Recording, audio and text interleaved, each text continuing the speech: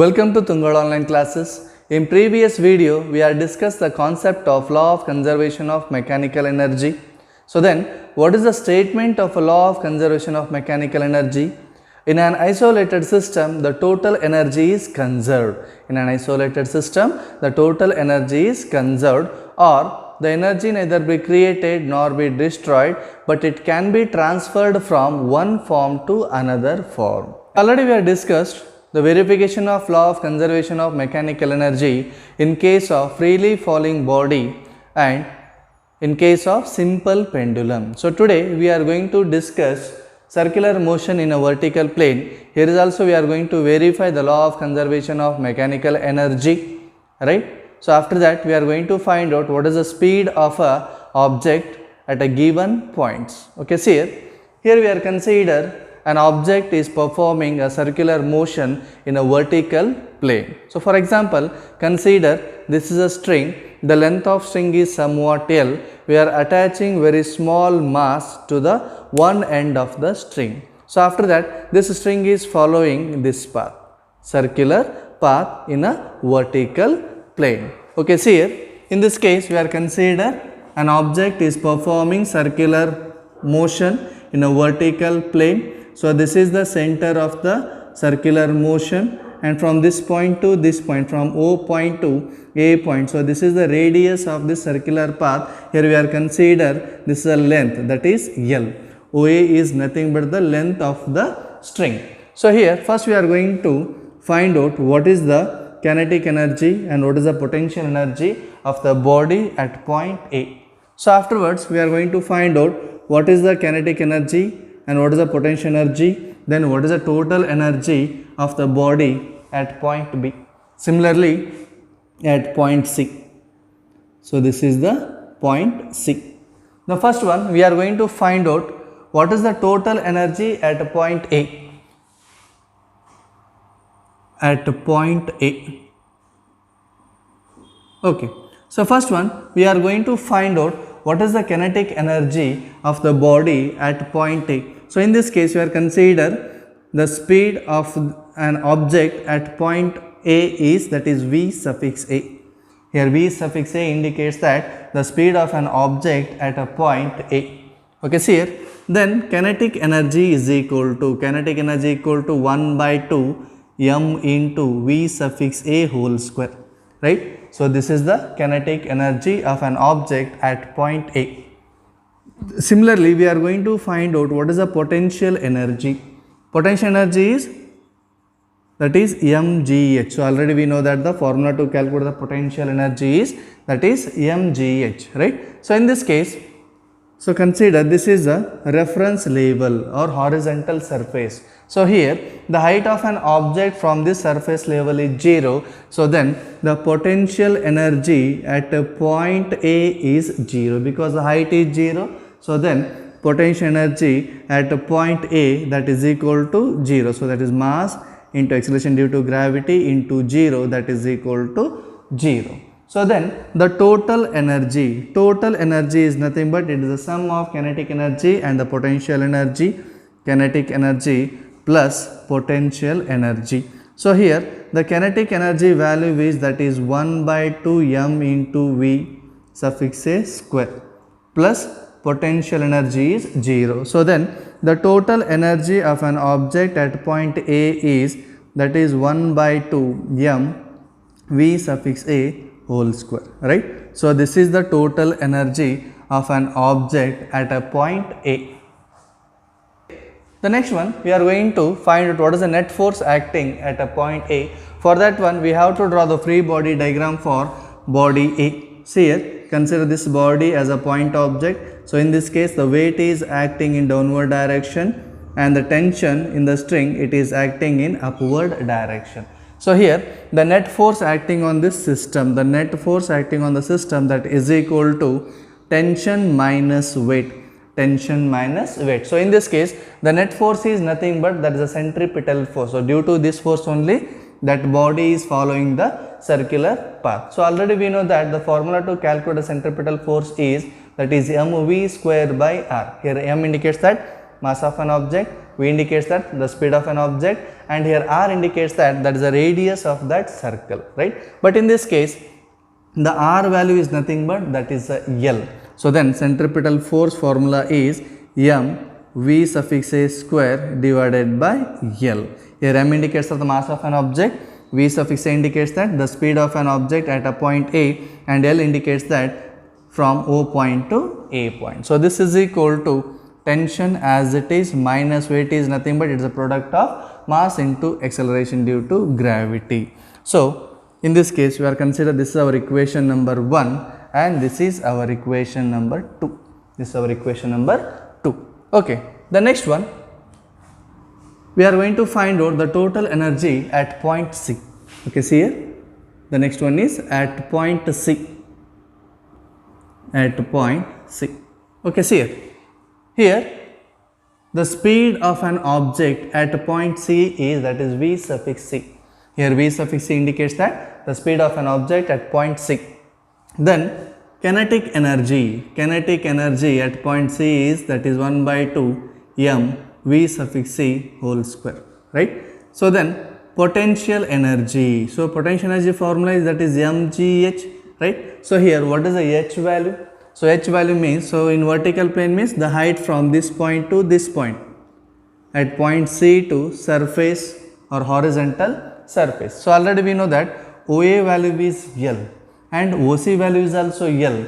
The height from this point to this point is that is 2L, right? So that is h is equal to 2L. So that means the height of an object from point C to the surface, horizontal surface, the height is 2L. So then the potential energy that is mg 2L, because here h value is that is 2L. So then potential energy that is equal to 2 mgl, right? So then the total energy at a point C, total energy at point C that is equal to kinetic energy plus potential energy. So kinetic energy value is that is 1 by 2 m V suffix C whole square plus potential energy that is 2 mgl. 2 mgl. So this is the total energy at a point C, right? Okay. So according to the law of conservation of energy, the energy at any point is same. The total energy at any point is same. So from this equation, we are equating the equation number 1 with respect to the equation number 3. Okay, see here. This is the total energy at point C and this is the total energy at point A. According to the law of conservation of mechanical energy, energy at any point is same, the total energy at any point is same. So then we are equating equation number 1 and equation number 3.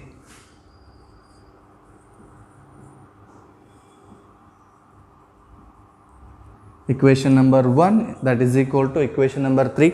Here equation number 1 value is that is 1 by 2 m V suffix A whole square. This is equal to, so this equation number 3 that is 1 by 2 m V suffix C whole square plus 2 mgl, 2 mgl. So in this case take m common, so then 1 by 2 m V suffix A whole square that is equal to, in this case take 1 by 2 common and m common.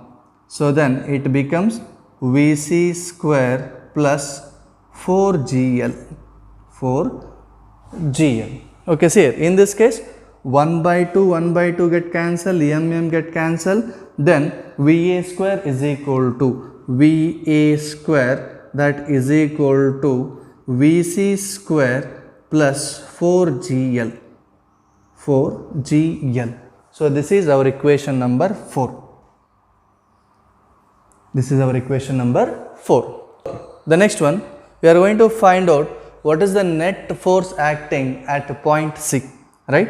Okay, net force acting at point C. So here the net force that is equal to, in this case the weight is acting in the downward direction, right? Okay, see here free body diagram at point C. The first one, weight is acting in the downward direction and the centripetal force is also acting in the downward direction. But in this case, the tension at the maximum point is 0. The tension at maximum point is 0. So then the net force that is equal to weight. The net force that is equal to weight. Here the net force is nothing but that is centripetal force, that is m v suffix c whole square divided by L, that is equal to weight is nothing but mass into acceleration due to gravity. Here mass get cancelled, then Vc square is equal to G into L. Vc square is equal to G into L. So this is the speed of an object at a point C. So next, substitute this Vc square value in equation number 4. In equation number 4. So the equation number 4 is, from equation number 4, Va square that is equal to Vc square. Vc square value is, that is GL, right? Vc square value is, that is GL plus 4GL plus 4GL. So this is equal to 5GL. So this is equal to 5GL. So then the speed of an object at point A, its value is, that is 5GL. So Va is equal to under root of 5GL. Okay. The next one, we are going to find out the total energy at point B. So next one, at a point B. At point B. Okay. So at point B, first we have to calculate kinetic energy. The kinetic energy at point B is, that is 1 by 2 m into V suffix B whole square. Here V suffix B indicates that the speed of an object at a point B. So then potential energy is equal to, that is mgh. Here h value is from this point to this point, the height is, that is L. So then potential energy at a point B is, that is mgl. Then total energy that is equal to kinetic energy plus potential energy. Here kinetic energy value is, that is 1 by 2 m into V suffix B whole square plus potential energy is, that is mgl. So this is the total energy at a point B. Total energy at point B. According to the law of conservation of energy, the energy at any point is same. So then we are equating this equation with respect to the equation number 1, right? Because the energy at point A is also same, energy at point C is also same, the energy at B point is also same. So then we are equating equation number 1 and this is the equation number 5. So then total energy from equation number 1, its value is 1 by 2 m into V suffix A whole square, that is equal to 1 by 2 m V suffix B whole square plus mgl. So in this case, take 1 by 2 m as a common. So then its equation becomes 1 by 2 m is a constant, Va square, that is equal to 1 by 2 m, take common. So remaining is, that is V suffix B square plus 2GL plus 2GL. Okay, see here, in this case 1 by 2 get cancelled, mass get cancelled. The speed of an object at a point A, that is equal to the speed of an object at a point B plus 2GL. So in this case we want the value of V suffix B. So V suffix B square, that is equal to Va square minus 2GL. So already we know that the speed of an object at a point A, its value is, that is 5GL. So substitute here, then Vb square, that is equal to 5GL minus 2GL. So this is equal to 3GL. So this is the speed of an object at a point B. The speed of an object at a point B. Okay, see here, the first one, the speed of an object at a point A, that is equal to under root of 5GL. At point B is, that is under root of 3gl at point C is, that is under root of gl, that is under root of gl. See here, at point A, the speed of an object is under root of 5gl. At point B, the speed of an object at point B is under root of 3gl. And at point C, the speed of an object, that is under root of gl. So let us assume that here g is equal to 10, g is equal to 10 meter per second square, and L value is, that is 1 meter, L value is, that is 1 meter. So then the speed of an object at a point A, that is equal to, that is under root of 5 into 10 into 1, so that is 50, right? So that is under root of 50. At point B is, that is under root of 3 into 10, 30 into 1, that is 30. At point C, it is under root of 10. So in this case, the speed of an object, it is changes from point A to point B and point B to point C. So in this case, the speed of an object at point A is maximum comparing to the at point C and at point B. So in this case, the energy, the kinetic energy, that is converting into potential energy. The kinetic energy is converting into potential energy when an object is moving from point A to point C. In that case, the entire kinetic energy is converting into potential energy. Okay, so this is about the circular motion in a vertical plane. So here is also we are verified the law of conservation of mechanical energy. The statement of law of conservation of mechanical energy is, in an isolated system, the total energy is conserved. An object is performing the circular motion in a vertical plane. So here we are considering a 3 point, A point, B point, C point. Here we are going to find out what is the speed of an object at a point A, then what is the net force at a point A, B and C. The first one, at point A, the kinetic energy at point A is that is equal to 1 by 2 m into V suffix A square, right? See here, the speed of an object at point A is, that is V suffix A. So then potential energy at point A, that is mgh. So in this case, the height from this object to the horizontal surface, that is 0, then potential energy at point A is 0, right? So then potential energy is 0, then total energy is nothing but it is sum of kinetic energy and potential energy. Total energy equal to kinetic energy plus potential energy. Kinetic energy value is 1 by 2 m into V square plus 0. Then the total energy at point A is, that is 1 by 2 m into V suffix A square, right? Okay. The next one, the net force acting at point A. So first we are going to draw the free body diagram for point A. So here the weight is acting in the downward direction, the tension is acting in upward direction. The net force acting at a point A, that is equal to tension minus weight. Here the net force is nothing but that is the centripetal force. Due to this force, that object is performing the circular path or circular motion. Okay.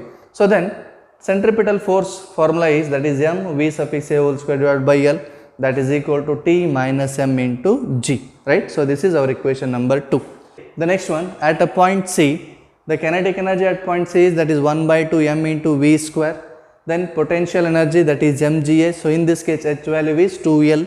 So from A point to C point, the total length is, that is 2L. So then potential energy, that is equal to 2mgl. So then total energy, that is equal to kinetic energy plus potential energy.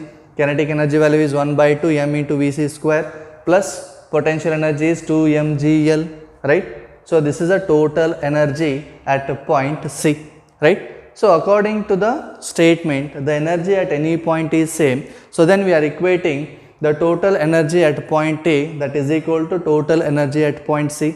So from equation number 1, right? So we are equating these two equations.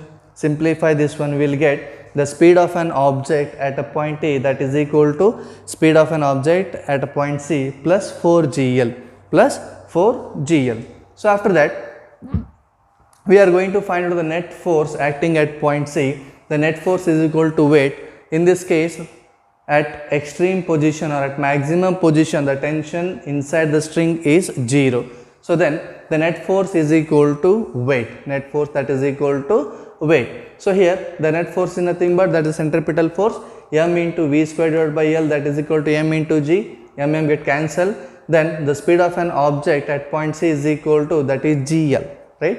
Substitute this value in equation number 4, we'll get the speed of an object at point A, that is 5GL, that is 5GL.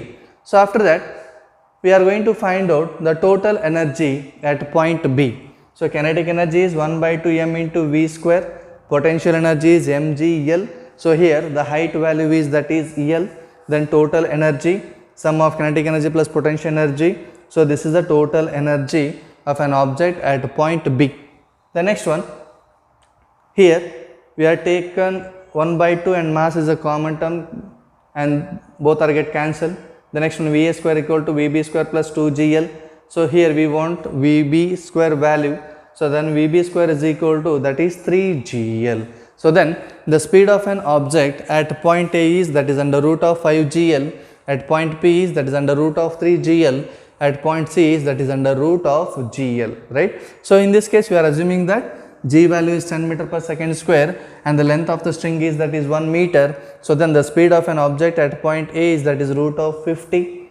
Next, at point B is root of 30, at point C is, that is root of 10. So in this case, if an object is moving in a vertical circular path, the speed of an object is goes on decreasing. So in this case, the entire kinetic energy is converting into potential energy, but the total energy of the system is remains constant. And this is one of the example for non-uniform circular motion. In uniform circular motion means, in that case the speed of an object at any point is same, but in this case the speed of an object it changes with respect to the point. So this is the best example for non-uniform circular motion. Concept is power, right? So the power means, that is the rate of doing work. So power means, that is the rate of doing work. Okay, see here, the power, it is denoted by P, that is equal to W by T. So here the power means, that is the rate of doing work, or P is equal to, it is the ratio of work done by time. So then what is the SI unit of power here? SI unit of power. SI unit of power is, that is the work done SI unit is joule and time is second. So that is joule per second, joule per second, or watt,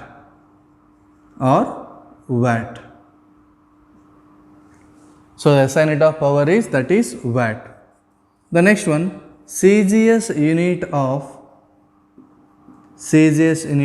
power is, that is erg per second. Okay, see here. So already we know that the CGS unit of power is erg and the time is second.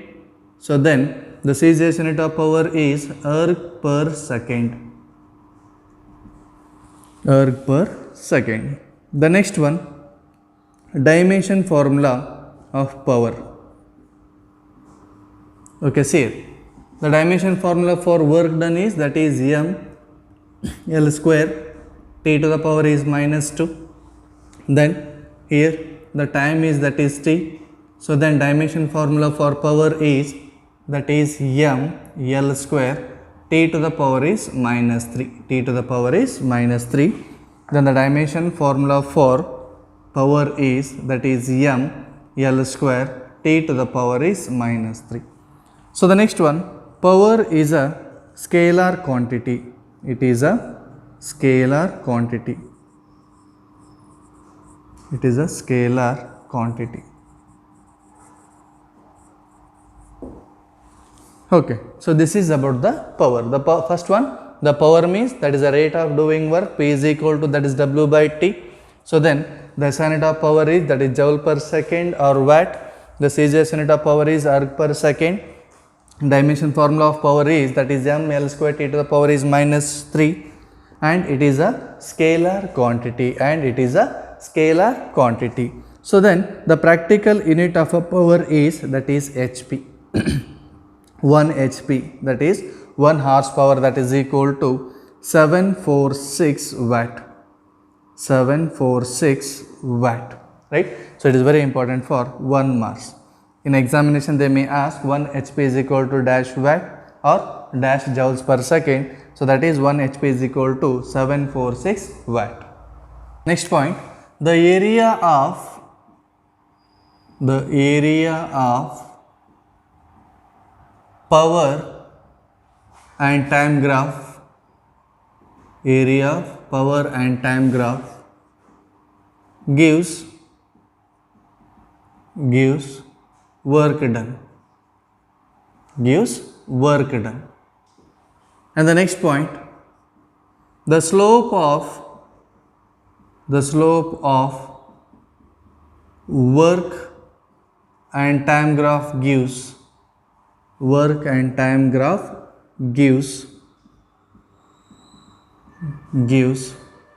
power, So these 2 points are also important. The first point is the area of a power and time graph gives the work done, and the slope of work and time graph gives the power. Show that the power is the dot product of force and velocity. So it is very important for 2 to 3 marks. So what is the question here? Show that the power is the dot product of force and velocity. Okay, see here, in this case, already we know that the definition of a power is equal to, that is W by T. So what do you mean by W here? W is nothing but the work done. Work done is nothing but that is the dot product of force and displacement. Force vector dot displacement vector divided by time. Okay, from this one, P is equal to force dot S by T. So displacement by time. So displacement by time is nothing but that is the velocity, the rate of change of displacement. So then power is equal to force dot velocity, right? So the dot product of any 2 vector gives the scalar quantity. So here force is a vector quantity, velocity is also vector quantity, then the dot product of force and velocity, so that gives a scalar quantity. So power is a scalar quantity. The next concept is collision. It is a very important, right? So then what do you mean by the collision? So collision means the interaction between 2 particles or object, interaction between the 2 particles or object in a short intervals of time. So that is known as the collision. So what is the definition of a collision here? The definition of a collision is the interaction between the 2 particles or the 2 object in a short intervals of time. So that is the definition of a collision. So the next one, the types of a collision. Types of a collision. Okay, see here. Collision means the interaction between the particles or the object in a short intervals of time. So that is known as the collision. So the next one is the types of a collision. So the first one on the basis of a direction, and the second one on the basis of the kinetic energy. The first one on the basis of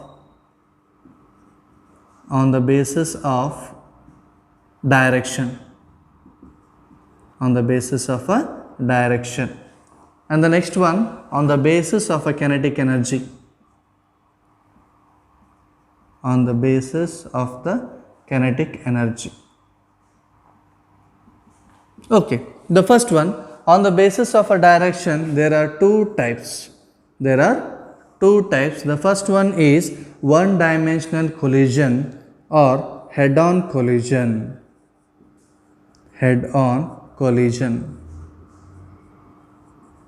Or one dimensional collision.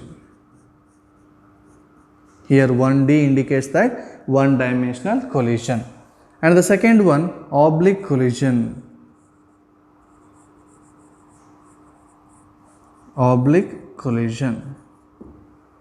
So this is 2-dimensional collision. So on the basis of the direction, there are 2 types of collision. The first one is head-on collision or one-dimensional collision, and the second one is a oblique collision or the 2-dimensional collision. So the next one on the basis of a kinetic energy. The first one is a elastic collision.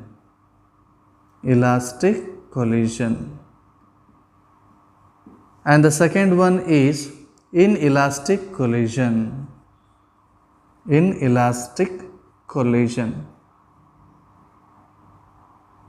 And the last one is perfect inelastic collision.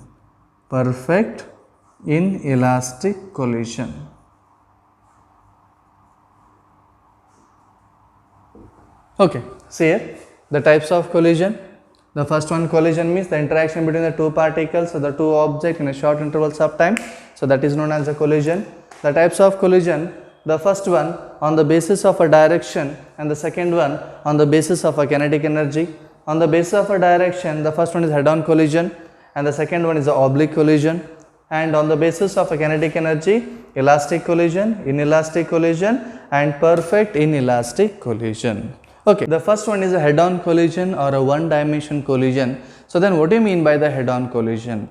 So head-on collision means in a collision, if the motion of a colliding particle before and after the collision are in the same straight line, so that is known as the head-on collision or one-dimensional collision. So for example, consider, so this is a one body and this is another body, right? So if the two bodies are collide, so after collision both are moving in the same straight line, so then this is known as the head-on collision. So in head-on collision, both the particles or the object, so before collision both are moving in this direction, after collision both are moving in the same direction, so that type of a collision is known as the head-on collision, right?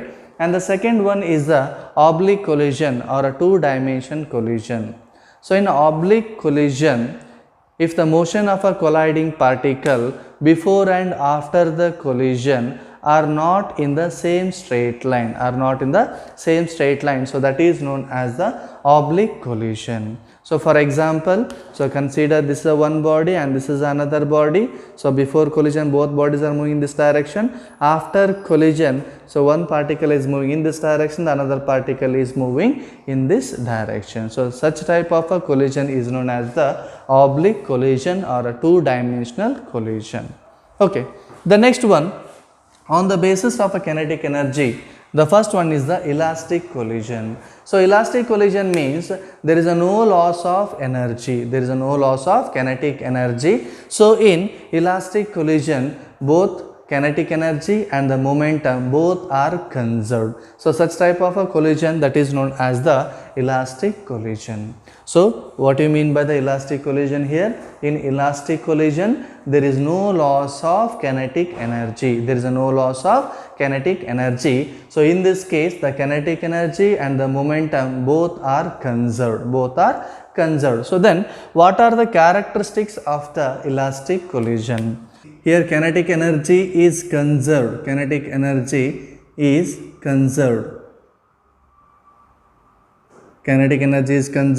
And the second characteristic is momentum is conserved.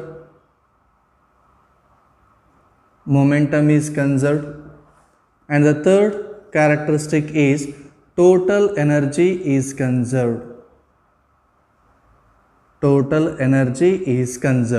And the fourth point, the force involved during the interaction between the two particles, so that force is a conservative force.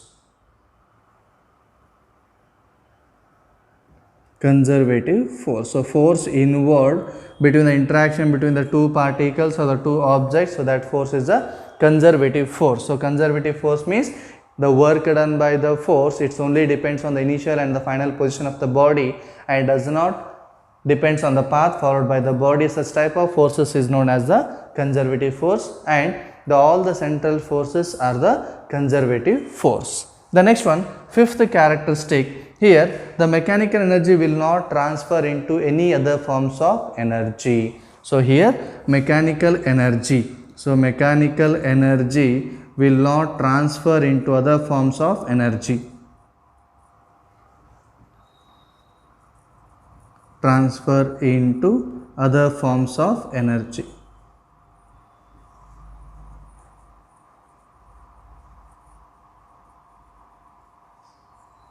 So these are the characteristics of elastic collision. The first one, elastic collision means there is no loss of kinetic energy. In this collision, the both momentum and the kinetic energy is conserved.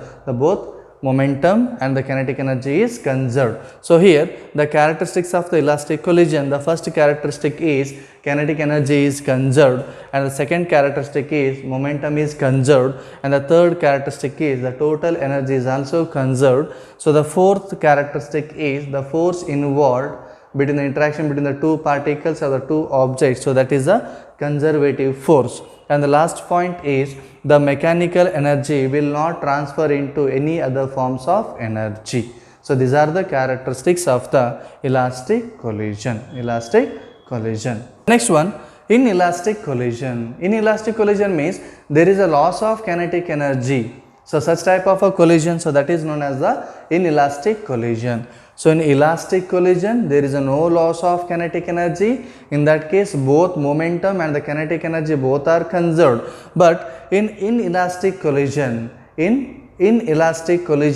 there is a loss of kinetic energy. There is a loss of kinetic energy. Only momentum is conserved. Only momentum is conserved in inelastic collision. So then, what are the characteristics of a inelastic collision? The first characteristic is here kinetic energy is not conserved. Kinetic energy is not conserved.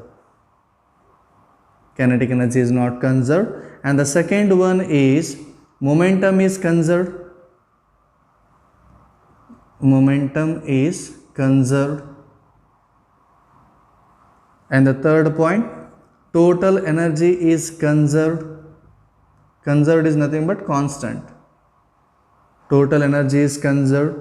And the fourth point, the force involved between the interaction between the two particles or the two objects is not a conservative force. That is non-conservative force.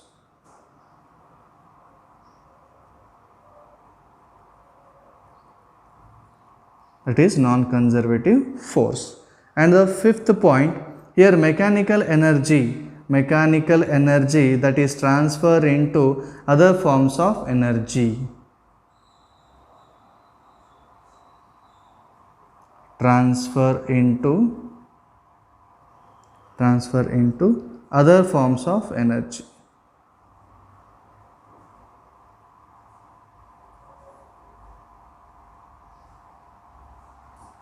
Okay, the fifth point is mechanical energy will transfer into other forms of energy, for example, sound energy, light energy, etc. Right? So these are the characteristics of an inelastic collision. So first of all, what do you mean by the inelastic collision? So inelastic collision means there is a loss of kinetic energy. So in this case, only momentum is conserved, kinetic energy is not conserved. So the next one, the characteristics of an inelastic collision, kinetic energy is not conserved, momentum is conserved, and the total energy is also conserved. So fourth point, the force involved between the two bodies or two objects, so that force is a non-conservative force.